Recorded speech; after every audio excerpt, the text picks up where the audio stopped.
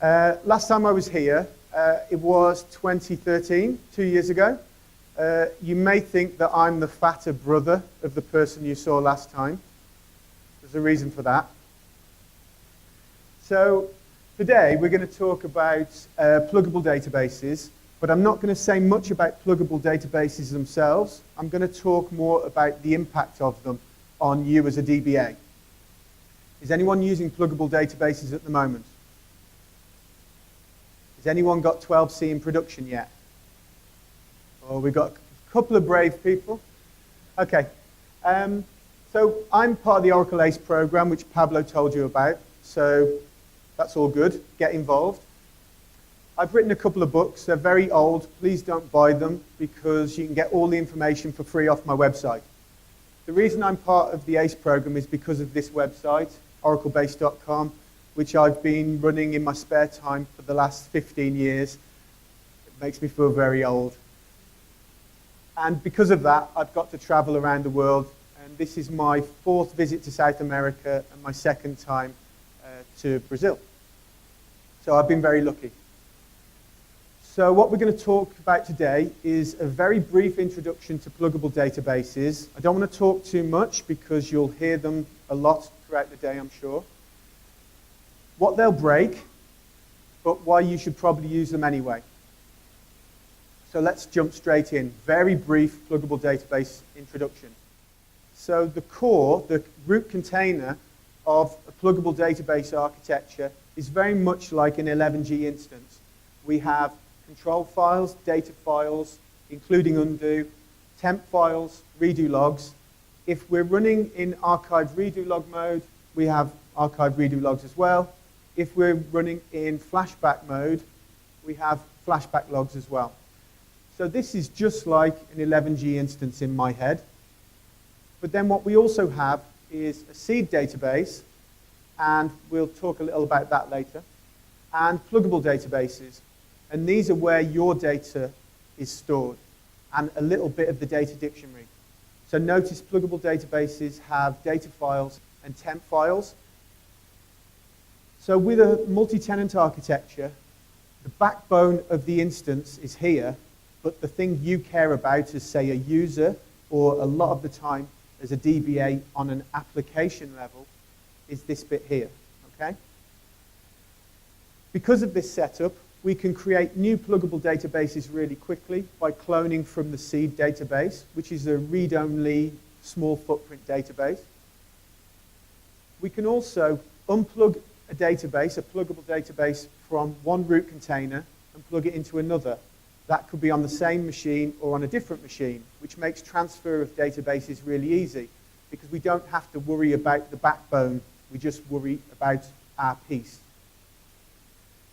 We can also clone pluggable databases. So just the way we create a new one by cloning the seed, we can clone an existing pluggable database to make a new one, which is quite neat for creating, say, a test database as a copy of production, maybe. There are some issues there. The source has to be read-only at the point where you do the clone, but hopefully, very soon, we'll get hot clonable pluggable databases too. And a really neat feature, which you can also use during upgrading, is to do a remote clone across a database link. So, pretty cool. I got very excited when I started playing with this, and you'd have seen me on Twitter saying, "This is amazing!" So, this is a very nice feature. We'll talk a little about it later. So, what will they break? Let's start by qualifying what I mean by break. Essentially, what I mean is your life will have to change as a result of this because things you currently do will not work the same way under multi-tenant architecture. And in some cases, features that you're used to using no longer work.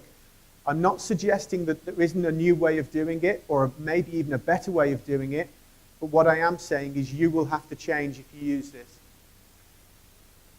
I'm also not going to talk about new features that are specific to 12c, whether it's multi-tenant or not. I'm just going to talk about things that are affected by making the choice to go multi-tenant. So the first thing, and I think probably the most important thing that's going to happen when you go to multi-tenant, is you're going to break OS authentication. I don't know about you, but every company I've worked in has used cron jobs, calling scripts that connect to the database very heavily.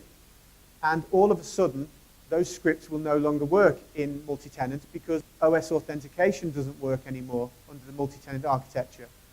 So if you rely on cron jobs, you've probably got some work to do. I'm going to show you a few ways of solving that problem, some very simple, some quite different to what you'll have been doing before, but all of them valid choices. So why has this happened? Oracle have been telling us for a long time that we should connect to databases using services, not SIDs. Well, under multi-tenant, the only way you can connect to a pluggable database is using a service. So you can no longer do OS authentication. Let's have a look at what we can do to solve this.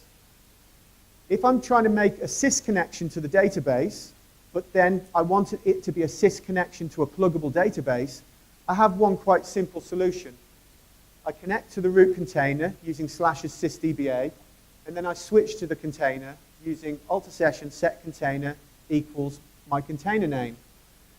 So by adding this one line to my script, I've fixed the problem, okay? But that's only for sys connections to the pluggable database.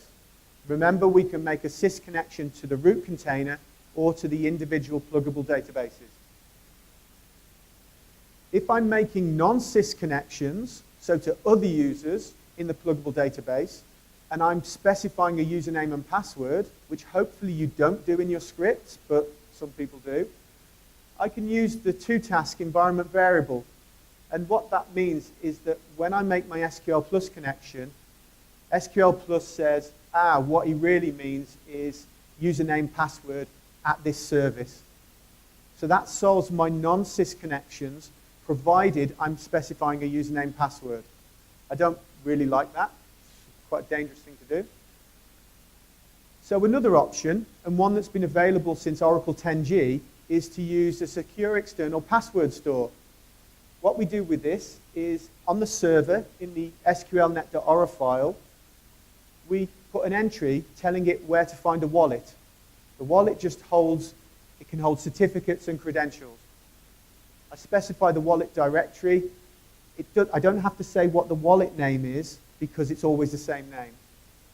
With that in place, I can use orapki wallet create, specify a wallet location, and put in credentials, a password. In this case, I'm using auto login local, which means that the wallet will open automatically on this current machine that I've set it up on. If I copy the wallet somewhere else, it won't open automatically. I could do just auto login, and then it would open on other machines automatically, but that's a little bit dangerous. With the wallet in place, I can now create credentials. So I use make store, specify the wallet location, and then do create credential, and then I've got 3 parameters effectively.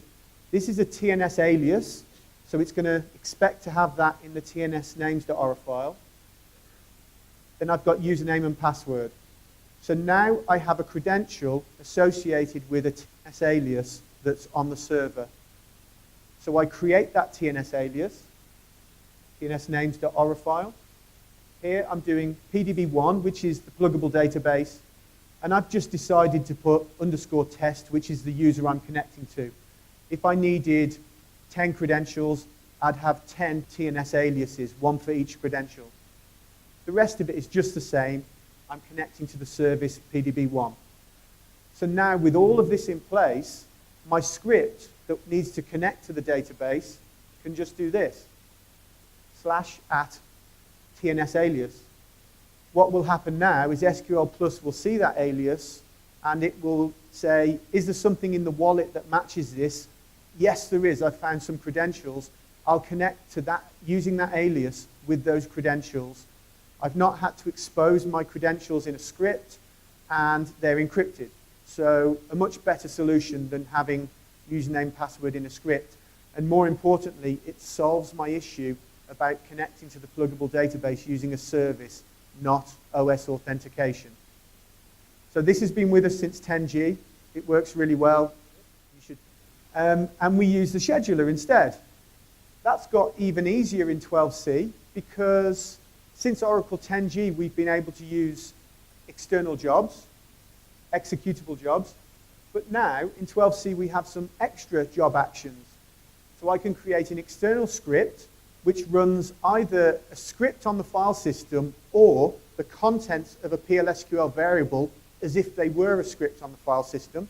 So you can generate scripts dynamically, programmatically, and that will shell out to the operating system and run that script under the shell.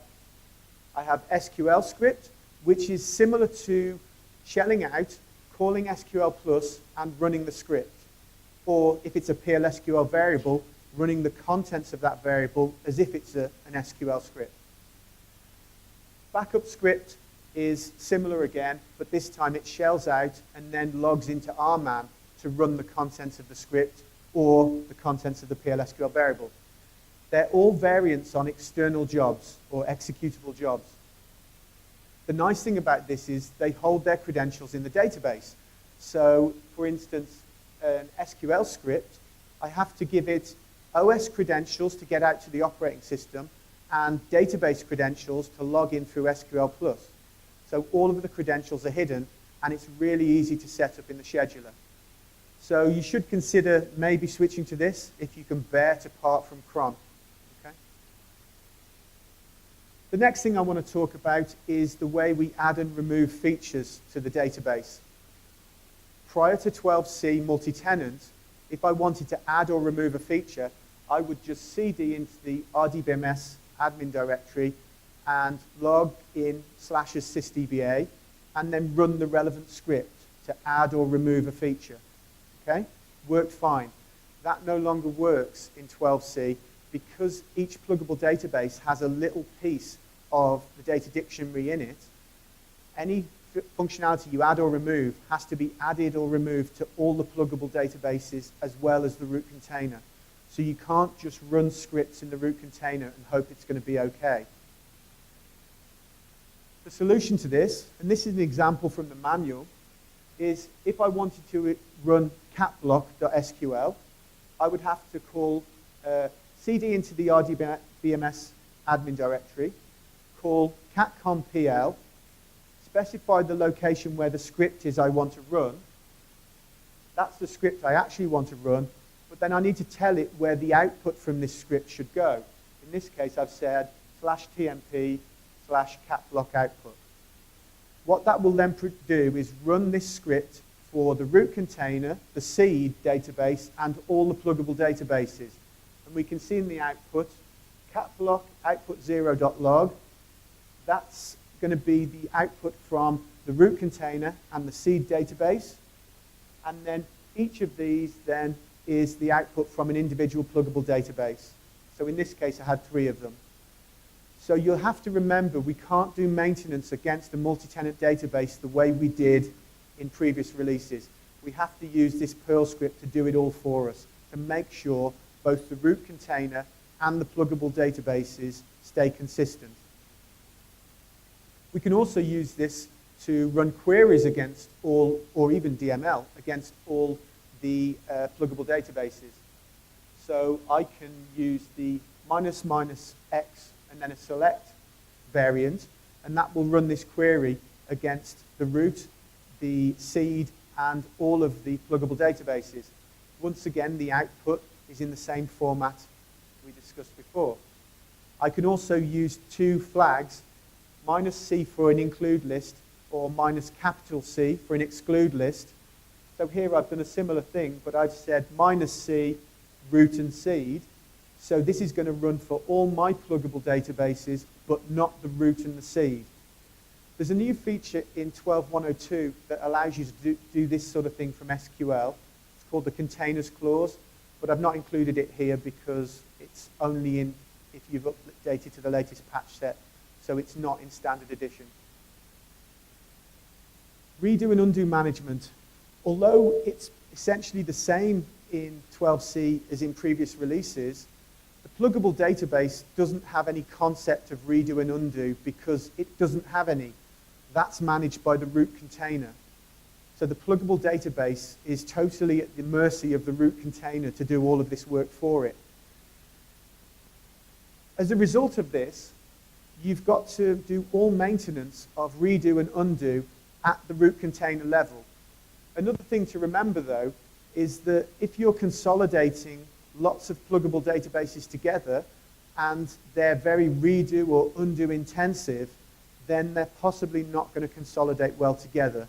This is standard rules of consolidating, whether it's virtual machines, containers, multi-instance, whatever. So just remember, you've got shared redo and undo between all pluggable databases.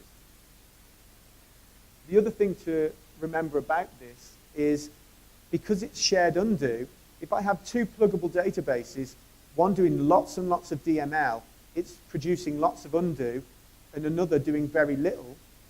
If this particular low turnover database wants to do flashback queries or some undo-based flashback operation, then the undo may not be present anymore because it's been overwritten by this really busy pluggable database.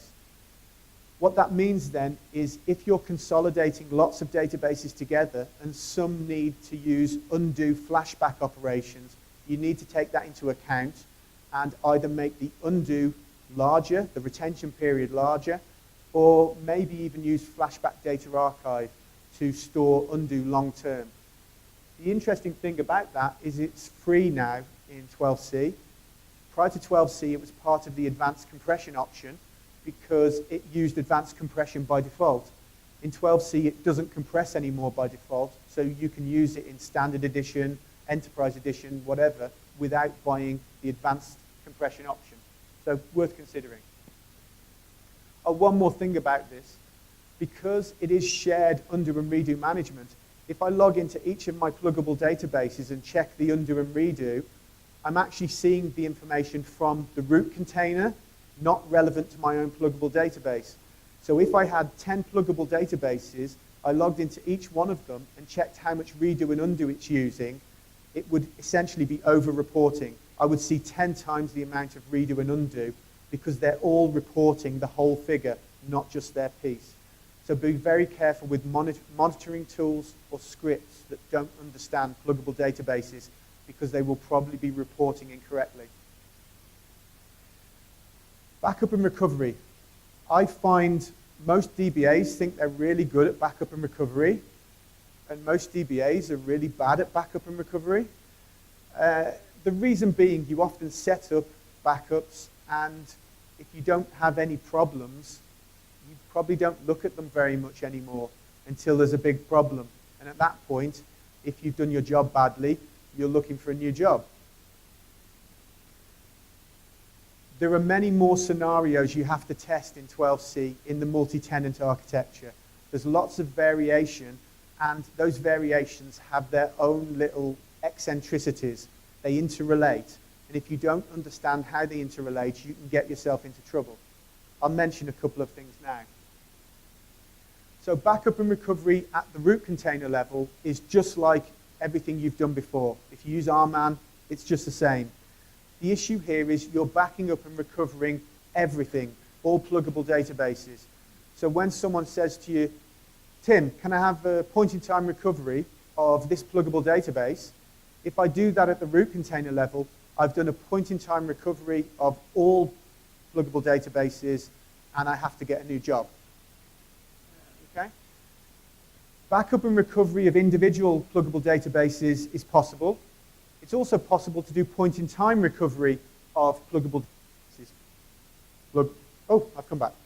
Of pluggable databases. I just fell asleep for a minute. The issue here is you have to understand the impact of this. First of all, a point-in-time recovery of a pluggable database looks just like table space recovery, but of several table spaces. It does an auxiliary instance, recovers the container, and recovers the pluggable database you're interested in, and then snaps that back in to the main root container. If you watch it happening, you'll recognize all the steps from point-in-time table space backup happening there. The issue really is, if you're using flashback database, if I issue a point-in-time recovery of a pluggable database, I can no longer flash back the whole database to a point in time before that operation was initiated. So once again, someone says to me, Tim, I need a point-in-time recovery of this pluggable database. I say, yeah, no problem, do it. Then someone else comes back to me and says, I need to flash back the whole database. It's vitally important to this morning. I can no longer do that because I've broken the flashback database to before the time I initiated the point-in-time recovery of the pluggable database. You can still do a database recovery to that time, but not a flashback database before that point. So that dependency is very important because you can do something that's perfectly right, but if you don't understand the consequences, you may have screwed something else up. So you have to understand the dependencies between these backup and recovery mechanisms. In my opinion, you're probably better throwing away what you know about backups and recovery and starting again. There'll be lots of similarity, but there's enough differences that you really need to pay attention to it, or you'll do something silly. Flashback database, I've already covered this. You can't flash back a pluggable database, only the whole container, but that takes everything back with it. Flashback database operations only happen at container level, and I've mentioned point-in-time recovery of pluggable databases effectively break flashback before they were initiated. Flashback of a pluggable database may happen in a future version, but at the moment it doesn't. So you're not using flashback logs to do recoveries of pluggable databases. You're using regular backups and archive redo logs. Application Express, in my opinion, and this is not the opinion of Oracle, is broken by default in 12c multi-tenant. It's a feature. The reason I say this is by default, Application Express installations in multi-tenant are split. The core components go into the root container, and the individual pieces for your data, your applications, for your pluggable database, go into your pluggable database. And that's a really great idea if you're a seller of Apex as a service to people, because you don't have to have 200 installations of Apex. You can essentially have one and then have a pluggable database for each customer, which is awesome. The problem with that is that all of the Apex installations have to be maintained at the same version. Now, I don't know about you, but I don't patch Apex across the whole of my company in a single go. I tend to do it on a database by database basis. So all of a sudden, this is actually quite a problem for me. And the reason it's really a problem is that once you create a pluggable database, Oracle no longer support the deinstallation of the shared Apex installation. So as soon as you make that decision to create a pluggable database, you're stuck with the shared installation. There are things you can do about that, like unplug the pluggable database, remove the Apex installation, plug it back in, and then clean up your pluggable database. But unless you do that messing about, you're running in an unsupported setup. So what I do is I uninstall Apex before I create any pluggable databases. I uninstall the shared version of Apex. I create the pluggable databases, and if I need Apex, I install it locally within the pluggable database. So I have more installations, but I can do with them what I want. They can run at different versions. They can be patched at different times without affecting each other. So some of the people I've spoken to in the Apex team have suggested that the shared version is a really good idea. Other people off the record have suggested it's not such a good idea. I personally think it's a bad idea. I remove it and do local installations in each pluggable database. The choice is yours. Just remember this bit about not being able to remove it after the fact. Changed quite a bit in 12c in terms of key management anyway. And this is a general change, whether you're using multi-tenant or not. The reason is that Alter System Set Encryption Key and Alter System Set Encryption Wallet are now deprecated in favor of Administer Key Management. But that's not multi-tenant specific. That's across the board. And it's much better. The issue is, under multi-tenant, you have to perform several of the operations at the root container and in the pluggable database, which means it can be a little bit confusing at first. You'll kind of need to relearn the setup of transparent data encryption, but it's only the setup. Once it's set up, it works the same way it always did. Yeah? I'm going to ignore the all editions views at the moment because I'm guessing if I ask people to put up hands, very few people are using edition-based redefinition, and probably very few actually know it exists. Oh, someone is. Okay. He's the only person in Brazil that uses. Okay, so let's assume that editions don't exist because it makes the explanation easier. The DBA views, or the dictionary views in versions prior to 12c, kind of came like this. Everything that I own or have privilege on, everything in the database. Okay, a little bit more complicated with additions, but without additions, that's what those mean. In 12c, under multi-tenant, we have something different. Everything I own in the current container I'm logged in to. So if I'm logged into pluggable database 1, it's everything I own in pluggable database 1. If I'm logged into the root container, it's everything that that user in the root container owns. All, everything I own and everything I have privilege on in the current container I'm logged into. DBA, everything in the current container I'm logged into, not in the whole database, the whole container, all the containers, all the pluggable databases. If I'm logged into a pluggable database, then CDB is the same as this, because it doesn't have scope outside itself. But if I'm logged into the root container, then CDB means everything in every pluggable database, the root, the seed, everything. What this means is if you're using tools that don't understand multi-tenant, you might be getting incorrect information. And even if you are using tools that understand it, there are a couple of little things that you need to be aware of, like data files may not show that exist because they're not relevant to the container you're in. And there's some underscore parameters to alter the way that behaves. But just be careful about using old tools that don't understand multi-tenant, and be careful about scripts you've written yourself over the last 20 years that are now not all that good. I have a few of those. Last thing in this section, as I'm really persuading you never to use multi-tenant, before I start telling you it's a good idea, is there's a bunch of functionality that's currently not supported under multi-tenant. Some of it will probably never be supported, some of it will be when they have time to make it. The standard statement from Oracle is if you need that functionality, don't go multi-tenant. Stay non-CDB. If you don't need that functionality, then they would prefer you to go for the multi-tenant architecture. So now I've convinced you it's a terrible idea, it's going to change everything. I'm going to try and convince you that it's possibly a good idea. So why you should do it anyway?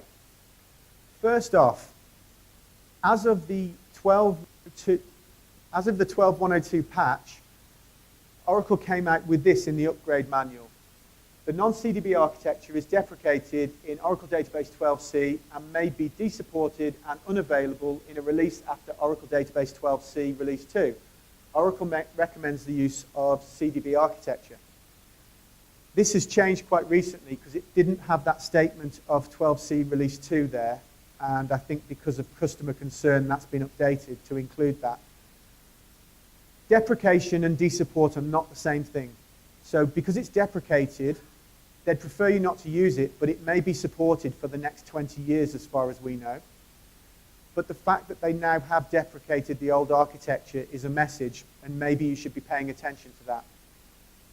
It's not vital you do it today, but you need to think about it and the impact in future. The next thing is Lone PDB is free. So Lone PDB is where you run a single pluggable database with a root container. And if you're running in that configuration, that's available in Standard Edition, Enterprise Edition without the multi-tenant option license. So as long as you don't break that rule, you can use this architecture without having to pay any extra money. You might wonder what the point of that is. If I've only got a single pluggable database, why should I use multi-tenant architecture? and we'll come to that in a moment. As soon as you have, oh, and yeah, of course, you can still have multiple containers on the same server, just the same way you used to have multiple instances on the same server. So that's not affected by this. But if you want multiple pluggable databases in a single root container, then you're going to have to pay money. So you can use Lone PDB to get used to the architecture and also get some benefits for some other pieces of the functionality. And I'll talk about those now. Patching, upgrading, and cloning. So there's potential improvements in upgrades and patches when we use multi-tenant. And this is because the backbone, the root container, is the main workhorse of the instance. And the pluggable databases are just your data and some metadata for the data dictionary. As a result, the process of upgrading is much simpler. You prepare a pluggable database to be upgraded, you can unplug it, plug it into a new version of the database, and then run an upgrade script for just the pluggable database. It's not as nice as just unplug plug, as the early reports suggested, but it is still a lot quicker. So from my testing, everything I've done an upgrade on and used this mechanism, patching from 12.101 to 12.102, has actually patched about 50% quicker. So still has potential, and has potential for major upgrades as well, like release 1 to release 2. But we won't know about that until it happens. We won't know if it fulfills that promise. Transfers are very simple. Because the backbone of the instance stays there, I have a new container on a different server, my existing container on my old server. I just unplug my database and plug it in to the new server. I don't have to worry about installations and all of that and creations of new databases because that's already done. It's already sitting there waiting. So the actual transfer is possibly a bit nicer. I'd prefer it. And a really neat thing is remote cloning. So I can do create pluggable database, then a name, from another pluggable database at a database link, and that's how I can do a remote clone from one root container to another. If I don't use Oracle Managed Files, I might have to use conversions of the paths and maybe even the file names if I want to make them consistent. But if I'm using Oracle Managed Files, I don't even need this bit, and that's the whole cloning. Now, if you've done RMAN cloning, you know, using duplicate, you know it's not difficult, but it's not as simple as that. So this is really cool. And you can also use this as a way of turning a non-CDB database into a pluggable database. It's really pretty cool. So I like that a lot. And I think that's almost worth moving to pluggable databases for on its own. And if you clone databases a lot and you haven't got something cool like Delphix to do it, then I like this. Obviously, it depends on what storage technology is to how much advantage you can get. The next thing is there's a MOS note, that number there, which talks about, amongst other things, the release date for 12c Release 2. And you'll notice that the premium support for 11G Release 2 ended at the start of this year. Oracle gave us free extended support for a year, so just after the start of next year, we lose the free extended support for 11G Release 2, and we have to start paying for extended support. 12c Release 2, according to this MOS note, is penciled in for the first half of that year. So you would definitely have to run unsupported unless you wanted to pay extra money for support, for extended support. If you speak to people at Oracle, none of them that I've spoken to actually agree with that date, and they think that date is more or less around here. So realistically, you're going to have to pay for extended support or run unsupported unless you move to 12c Release 1. What I would suggest is if you're moving to 12c Release 1, you've got a lot of testing to do. Why not test moving to multi-tenant at the same time? So my opinion for the company I work for is we will use multi-tenant with a single pluggable database for everything unless the testing proves it's a bad idea. If that happens, we'll move to non-multi-tenant architecture. And the reason for that is I want to go through the pain of moving to multi-tenant as quickly as possible and not have to do a second big change when we go to 12c release 2. If I'm going to do all of this testing now, let's make it do as much testing as possible and be sure it's the right move now, rather than making a painful 12c upgrade followed by a painful 12c release 2 upgrade. I'm not suggesting everyone will agree with that. It's just the way I feel about it. If you don't agree with that, you don't have to do it. But I think knowing how difficult it is to get people to test things, asking them to do 2 major tests like that rather than one really big one and one hopefully smaller one is beneficial as far as I'm concerned. And the last point really is about future-proofing yourself. Robert Freeman wrote a blog post and got a lot of hate on it. And I thought it was actually very sensible. In the lifetime of Oracle, this is the first architectural change of this magnitude. If you don't use rack, then the changes that came about with parallel server and rack don't affect you. But this kind of affects everyone. And a lot of people are very annoyed by it. But as Robert Freeman said, how many other technologies do you work with where you can essentially use what amounts to the same architecture for 35 years? It's very rare. So the fact that this is being forced upon us, either now or soon, is actually not a terrible thing, really, on the whole scale of things. A lot of old people like me will find it really hard to get into this because we have so much history with the time before this that we will bitch and moan and say how awful it is for the next 15 years, then retire. So if you're kind of new on the scene or new to being a DBA, then this is a really good way of making yourself stand out, because you might be working with, say, a year or two's experience with an old fart like me, and you can stand out, because I might be sitting there going, I don't understand this, I can't bear it, while you're shining and looking really good. So it's a great opportunity to make yourself stand out by understanding this. But even if you hate it, you've still got to learn it. Because for all we know, in Oracle 13, we may not have non-CDB.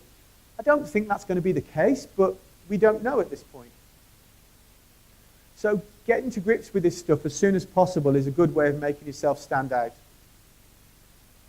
I have a website, oraclebase.com, and hopefully I can show you that now. I don't understand technology. That's Facebook. That's my website. Okay, so I have this website, oraclebase.com. And on that, I have a very simple page which I ask the search engines not to index because people read the slides before I turn up and don't come to my talks. It's very small here, but just there you will see Oracle database, pluggable databases, what they'll break, and why you should use them anyway. So this is oraclebase.com/workshops, and you have the PDF, the slides, but more importantly, the article that backs this up. If we look at the article, everything I've said today, plus a lot more that I've probably forgot to say because I'm getting old and tired, is all in that article. But more importantly, it links to the articles on how to do all of this stuff I've talked about. So we'll hopefully get you into it a lot quicker. Also links to about 30 other articles on multi-tenant, which will hopefully save you some time getting to grips with it. And most importantly, those articles link to the documentation, which you've really, really got to read in case I've made a mistake. Okay? So if anyone's got any questions now, I'm happy to take them.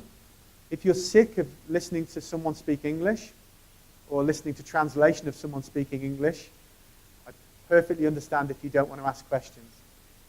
Any questions?